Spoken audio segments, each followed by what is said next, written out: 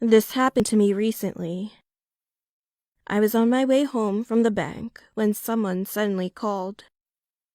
When I looked back, I could see a man in his late 40s on the road. And he had pretty long, shaggy hair that almost reached his shoulders. Besides that, there were so many small scars on his face which made me feel really uncomfortable. I asked him if he needed any help, and he asked me for some food because he had a 5-year-old girl who was starving. However, it was somehow odd. The way he spoke didn't sound pitiful to me at all. And he was saying it quickly, as if he had memorized the lines. I stared blankly at him for a minute, and then felt anxious. "I'm sorry. I have to go now." I left abruptly. "Hey, hey!" He kept calling from behind me, and then started yelling at me because I didn't turn my head around. I was so scared that I eventually passed my house and ran straight into another alleyway. Because it was especially hot that day, my town was pretty quiet, and that only made things scarier. Now that I think about it, this situation was really creepy. I don't even know where he came from. I didn't hear any footsteps, but when I looked back, the man walked right in front of me, asking for food again. This incident happened in my neighborhood maybe 10 years ago. There was a doctor in my town. He was married, but this guy had an affair with a minor he met online.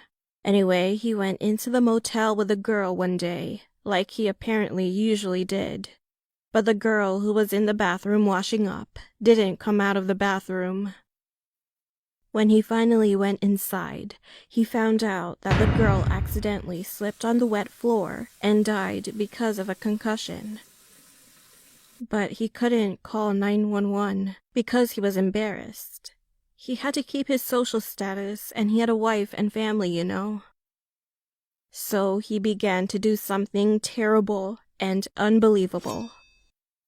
He dismembered her body and cut her into bite-sized morsels to reduce her volume.